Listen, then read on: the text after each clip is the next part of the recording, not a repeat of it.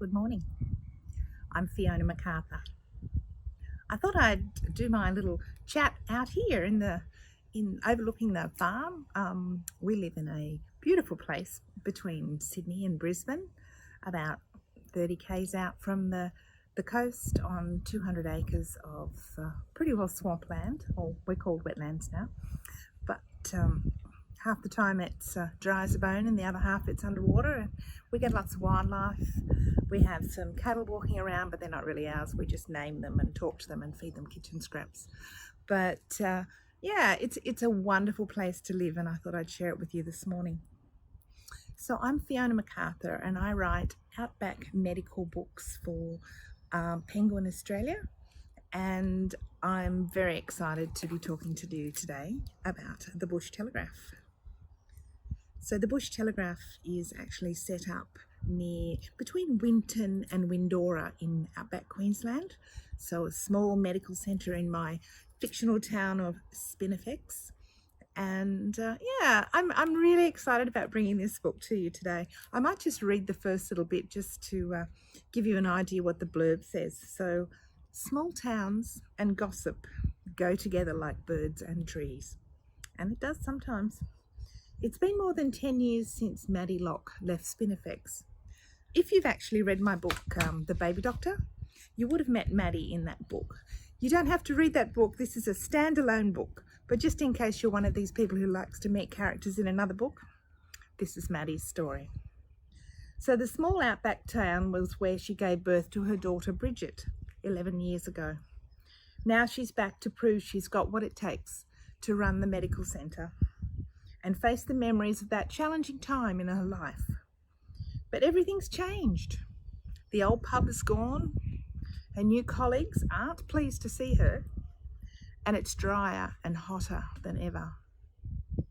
Station owner Connor Fairhall thought he'd left the drama behind in Sydney, but moving to Spinifex with his rebellious son Jaden, who's around about Bridget's age, hasn't been the fresh start he's envisaged. His brother Kyle is drinking too much, and the only bright spot on the horizon is meeting nurse Maddie, who's breathing new life into the weary town up the road little by little. Can Maddie ignore the rumours about Connor and risk her heart again? Or will the Bush Telegraph spread along the wire fences and stand in the way of trust? This book is a romance, but that's just a facet of it. It also covers lots of themes. It covers drought, it covers outback towns and the camaraderie and the loss of camaraderie when people lose hope. It talks about issues of drinking in small country towns. I read a newspaper article about how country towns are really working for that and to help the young blokes that seem to think that drinking till drunk is a great thing. Well, we all know the world's moved on since then, and Maddie addresses some of those issues in this story. There's also a little on the domestic violence and the impact it can have on people long term. So there's a lot of really social comment in this book from a kind point of view and from Maddie's experiences. And it also teaches Maddie, who thinks that she needs to show her 11-year-old daughter that you don't need anyone. You can stand alone. You always stand alone. That's not how it needs to be, Maddie. And in this book, you learn that lesson, that you can be just as strong with people who really want to stand beside you. So Bush Telegraph is actually a warm and fuzzy, sometimes dramatic, sometimes scary, sometimes, oh my goodness, everything's going to turn out all right. But because it's mine, Fiona Mcarthur wrote this book, we have a happy ending, so please don't despair. You will have a baby born, because all of my books somewhere have a baby born inside them. I really, really, really like that. This would be perhaps because I've been a midwife, a country midwife, for more than 30 years. I'm retired now, just recently, and I still do my midwifery inside my books. My husband was an amazing country paramedic. He's also retired. So we get to travel and do things, and the new books of the future are from those travels. This book was actually set in Winton, near Winton, as I said, or Rangelands is a station that you can go and visit when you go to visit Winton up in Queensland. And it's an amazing vista. It's got mesas that are really the only remaining parts of the land while everything else is washed away. But what you've got are these cliff tops that just fall away onto the plateau below, and they call them jump ups, although the lady who did the tour that we went on said the jump up's really the drive that goes from the base to the top of the mesa. But just incredible scenery. If you haven't been outback Queensland, you really need to go for a run, because it's an amazing place with amazing people. And if you go to Winton, get onto Red Dirt Tours and they'll take you up to Rangelands, which was just an amazing afternoon. That the Outback Riders Festival at Winton, they have an Outback Riders Festival every July, end of June. And after the event that Jay Ford and I we were speaking at the Outback Riders Festival in 2019, and after the event was finished, which was amazing, by the way, we were taken on this tour up to the top of Rangelands and given walked all around through and under the rocks. And there's a lot of description in the book from that evening, because it just resonated with me. It was just one of the most amazing places I've been to. So I was really, really pleased to be able to put that into Connor's station, and Connor could show Maddie all of these amazing things. We went up there, we had sunset drinks and beautiful cheeses, and it wasn't a diet at all, but it was just amazing, and it really stayed with me. So that's one of the benefits of writing is going off and seeing all these amazing places. So I guess that would be my inspiration and motivation for this book, was apart from the fact that I wanted to see what happened to Maddie, because I do feel that all my characters go on. Like, they don't just finish. Their lives don't finish when I finish the book. They go on. So this is Maddie 11 years later, and I really, really enjoyed that. What did I most enjoy about writing it? I guess revisiting a place that just blew me away. So I'm a little bit of a photographer. An amateur photographer. That noise is my door blowing because the wind's coming up a bit. A bit of an amateur photographer, and I took some wonderful photos of up on those plateaus and the vistas and the just endless roads. And visiting back through that as I was writing the book was a really fun thing to do. Being with those people every day, just having those few conversations with these characters as we wrote on in the book, because it takes me around about 6 months to write a big book like this, something that's between 80 and 90,000 words. The town of Spinifex is full of characters. I mean, you know, you gotta love Australian outback characters. They're just wonderful. They're wonderful people. So, you know, we've got our grumpy nurses who thought they were going to be able to retire because they wouldn't be able to find anyone to run this centre. No one would come out here and live in this town. That's what they thought. So they were pretty well counting on their severance pay and their, the little lump sum that they were going to get for the sadness of not being able to work. That was what they wanted to retire, both Phyllis, and it was just, crazy stuff. But anyway, so Maddie arrives, and here's this young thing going to teach them new tricks. So there's a nice little bit of conflict happening there, and some growth for those Rita and Phyllis to actually go through as they catch up with things that they've let go. There's an old guy in town who remembers Maddie from before, but there's only one. So it's not really about the past. It's all about a woman arriving in a town, barely knowing anyone, starting a new venture and proving to herself and her daughter that she's got what it takes to be the person who manages all these outback emergencies. If you think about that for a minute, it's a pretty big ask, isn't it? You don't have the backup of doctors, you don't have the backup of a hospital, you don't have the backup of an ambulance. You drive the ambulance, or your nurse drives the ambulance, and they bring that critical person to you. I did actually speak to some outback practitioners about the fact when they were the only people in one town, the only nurse in town, or one of two nurses in town. Like, how do you manage that responsibility. And she said to me in a very wise way that the people that I help are much better off because of what I can do than if I wasn't here. So I do the best that I can. I have the radio, and you have the telehealth now for talking to people and talking to doctors and getting expert advice. So that's helpful as well. And you just follow the orders. Well, makes it sound pretty easy, but I don't know.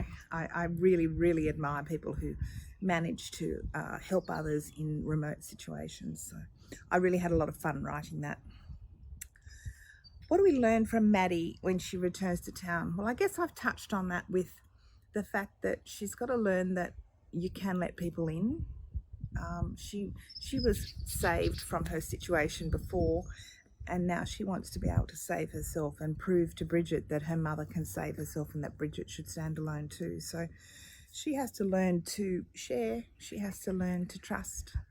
And it's going to be pretty hard to trust Connor because he's got this big dark secret that seems to epitomise all the things that Maddie really is trying to escape from.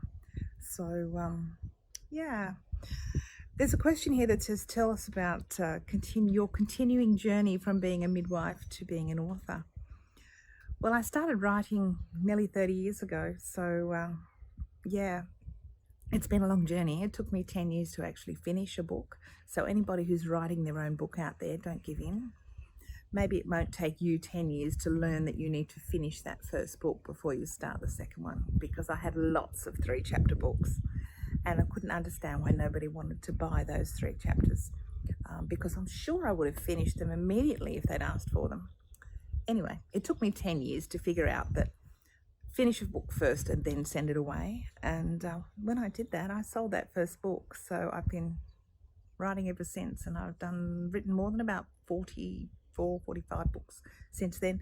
And they're all different types of books, and that's the absolute beauty of writing nowadays is that you can have a traditional publisher like Penguin Random House, who publish my Outback books, and those books there behind me. You can have a small publisher like Chule in America, who publish my Outback Brides books. You can have self-published authors, and I publish some books self-published, which I really enjoy doing, just short books, but having the fun of doing covers and titles and editing myself. And so the world of writing is a really fascinating, interesting place now. And for readers, there is so many options. You know, you can go to a fabulous library, obviously, and get anything online. And now you can get things, audiobook online, which is amazing. I'm so grateful to Penguin Random House for having all of my Outback romances on and medicals on audiobook, with Belinda up until this one, and now with Penguin Random House narrators. And it's just so amazing to know that your book is on audiobook for those who have trouble reading the smaller print, and for people who are unable to hold a book, or just want to lie there and listen to a book, or like me, drive and listen to a book. I love audiobooks while I'm driving, so I do pay attention to the road, but I do enjoy reading my audiobooks while I'm listening to my audiobooks while I'm driving. And I listen to them at night. This is a pretty nice place to sit in the afternoon with a sunset drink and have your headphones on and listen to an audiobook. So if you haven't tried an audiobook, why don't you try one of these, one of the Fiona Mcarthur audiobooks, and let me know what you think of it, because I really, really enjoy the diversity of the formats you can get books in now. What advice do I have for budding writers? Well, I guess that's pretty well the old finish the book. But you say, yes, but a book is such a huge thing. It's huge. How do I write all those words? How do I know where I'm going? It all starts with trust in yourself and believe in yourself. And that's a big part of what I put in my books, is that people can do anything that they want to do if you want it badly enough. And it doesn't have to be big and fast. When I first wrote for Penguin Random House, I was making sure that I wrote 500 words a day, which is only 2 pages, double-spaced on a computer. So, you could do 250 words a day and you'll have a 90,000 word book in 12 months. That's 1 page a day. If you just went forward and wrote that page without playing with it, then you would actually get to the end of a book in a year. It's pretty amazing, isn't it? Something that we might talk about our whole lives. We might talk about for 60 years to write about a book. One day I'm going to write a book. Well, maybe one day you just start that book and you do your 250 words a day and go forward. I think the biggest problem is that we play with those first 2 chapters or the first chapter or even the first page. We think that I've got to have it perfect. If someone's going to read this, I've got to have it immaculate. I've got to have someone read it and make sure it's okay by then. And of course, their concept's going to be different to yours of being perfect. So, you know, you might find yourself playing with that first chapter for 6 months. Or you could do 250 words a day, every day, for 12 months and finish a book. Or 500 words a day like I do and finish one in 6 months. And if I want to do it in 3 months, it's 1,000 words a day. It's pretty easy.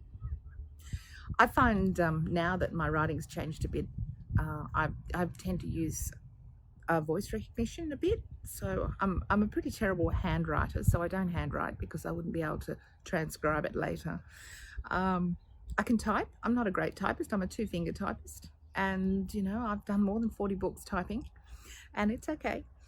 But voice recognition is lovely because it's just like me sitting here talking to you. So I get into the character's head and I see what they're seeing and I hear what they're saying and I feel what they're feeling and I talk it out into my, well, I use a software program called Drag and Dictate, but sometimes when I don't have that with me, I'll just use Siri. I'll just do it on a email on my phone and I'll email those words to me. And, you know, you might have picked up 800 words in 15 minutes. So there's something to think about.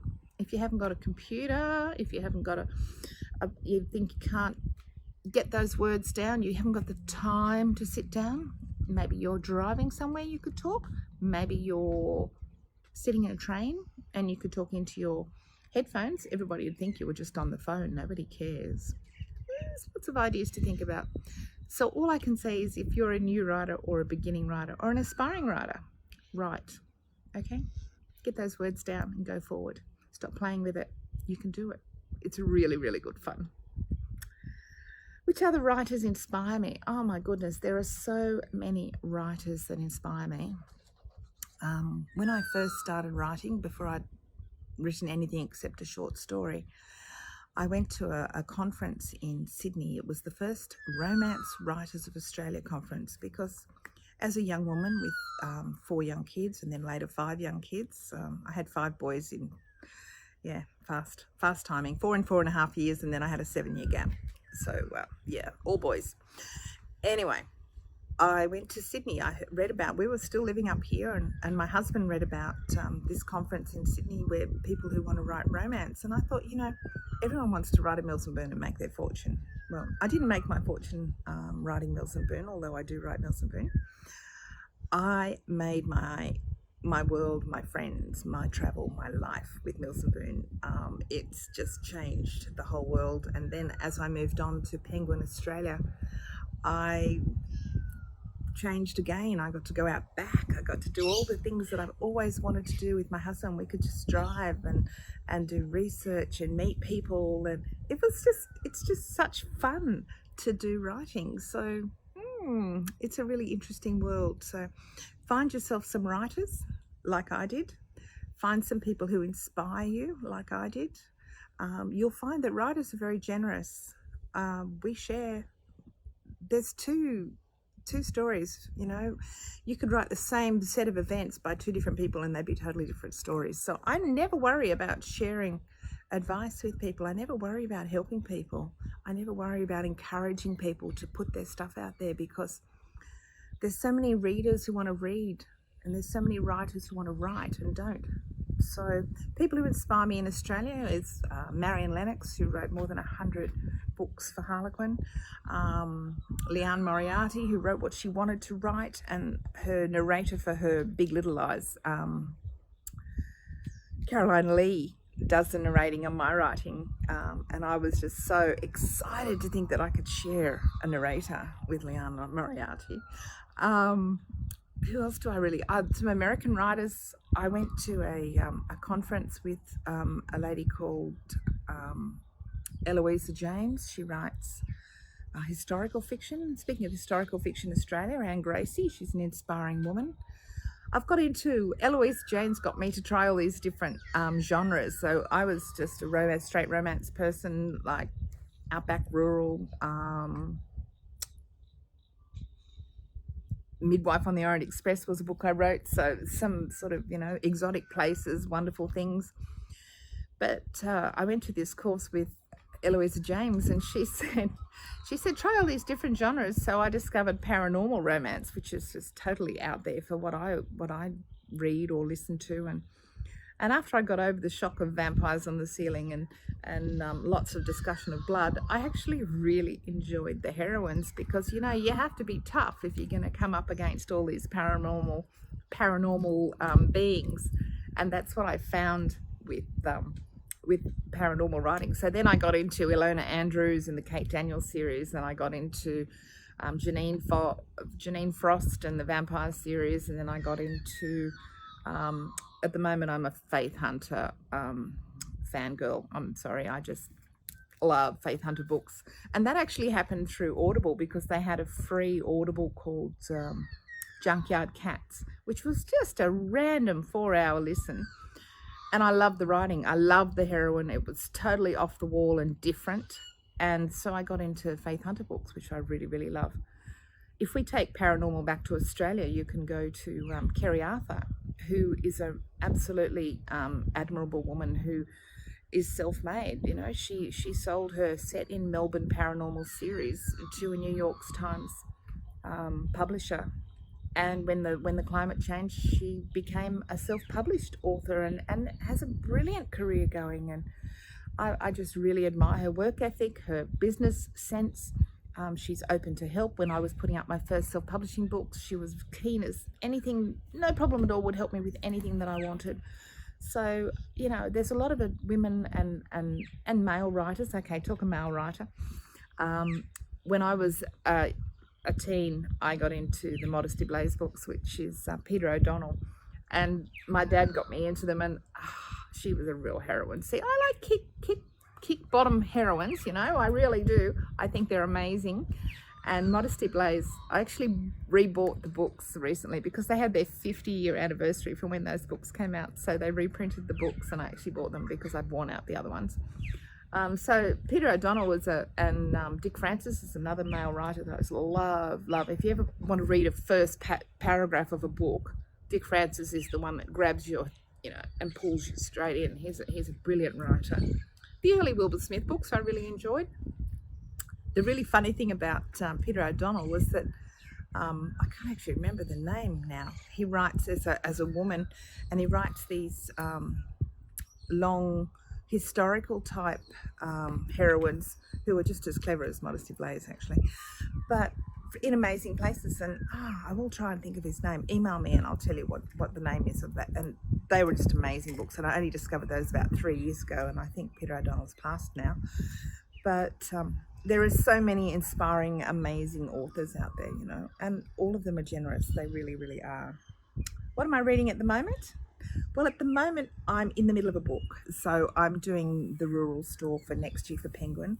So I'm not doing a lot of reading. I'm doing a little bit of listening of Faith Hunter. I'm doing a little bit of listening on The Memory Illusion, which is a non-fiction book. And yeah, I'm just got to get this book down at the moment, and I'm sort of in their heads, so I don't really want to move into someone else's world. I'm in my own world at the moment for the rural store, so watch for that next year in September. So the Bush Telegraph comes out on the 1st of September this year, and the rural store will come out on the 1st of September next year with Penguin Random House. How have I been spending the last few months while all this lockdown has been going on?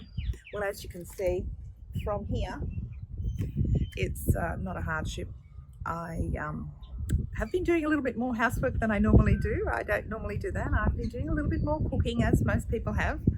Although I'm not adventurous, I have a very limited repertoire of meals, and my husband makes his own dinners, thank goodness, because sometimes I get very sidetracked, or he would starve, the poor dear.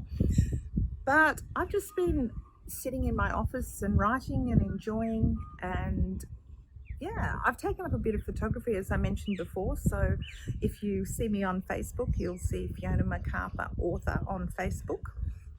There's lots of sunrises and sunsets over here. So the sunrise is obviously over in the ocean, but over here, the colours that reflect from sunrise 30 kilometres away is just amazing. So I'm always taking photos of sunrises. Last night's clouds were just to die for. They were just, the whole sky was bright orange and cloudy. It was just so beautiful.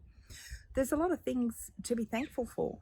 So when I start writing in the morning, I get up very early, or fairly early, between 4:30 and 5, and it's dark. And I come outside here and I stand on the grass and I do a few little exercises and I look at the stars, and yeah, I do my grateful list, and then I write my list for what I want to achieve today in my writing, and then I drink my green tea for the next hour and a half until my husband gets up, and then he goes off for a walk for 2 hours and I finish my writing. So by the time he's home at 10:30, I'm done for the day. And that way I don't feel guilty that I haven't written, because it's the first thing I did this morning. And I really only have to get 500 words. So if I get 2,500, then woohoo, go me. I try to take weekends off. I find that social media sucks you in. So sometimes I'll try not and go on to Facebook or Instagram or anything like that until after I've got my words. But yeah, I've been spending my time just moving along, and it's actually been really lovely. And I feel for those people who have suffered and lockdown and family sickness, and that's just horrid. I've been blessed. I used to rush all the time. I was the traveller, so I would be home more away more than I was home. My husband manages very well on his own, luckily, and he enjoys the quiet, I think. But basically I should be in Peru, or I should be coming home from Peru today. So I'm a bit of a traveller. I like to write books about exotic places as well as books about Australian places. So my husband comes with me in Australia, and I go with girlfriends, other writer friends, if I'm writing overseas. So no, I'm really pleased I got my Egypt trip in 2018. I'm really pleased I got to see my aunt in London at the beginning of the year, really early. And yeah, I'm home for the duration, and it's actually really nice just to slow. So yeah, read some books, meet some people, do some videos. So yeah, it's just been a blessing for me. And then the last question was, what's the next big project? Well, I guess I talked a little bit about being the rural store next year. So that's my next big project. We all know we had a wild year last year with the, 6 or 8 months ago, with the drought and then the fires. My son actually runs a rural store upriver, and the one I'm writing about is up near the border of Queensland.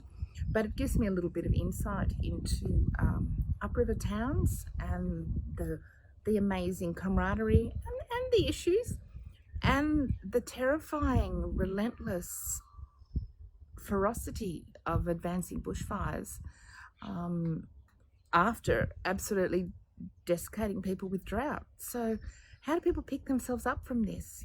How do you support other people? What do you need to be aware of? It's a wonderful book. I'm really enjoying it. I'm loving my heroine. Her name's Gracie, and she's pregnant, and she's gonna have the baby, of course. Because you know that every single one of my books has got a baby, right? You don't have to see all the gory bits. It's okay. It's just the joy and the wonder and the drama of it all that I love. But maybe that's because I was a midwife. So yeah, the next big project is the Bush Telegraph comes out on the 1st of September, and the rural store comes out on the 1st of September next year. So I guess that's me. That's what I'm writing about. And I hope you really, really enjoy the Bush Telegraph. Whether you read it, whether you listen to it, whether you get it in a book to hold, or whether you get it on an ebook. I wish you joy and pleasure and smiles. And I thank you very, very much for listening to me this morning as I rambled on from the farm.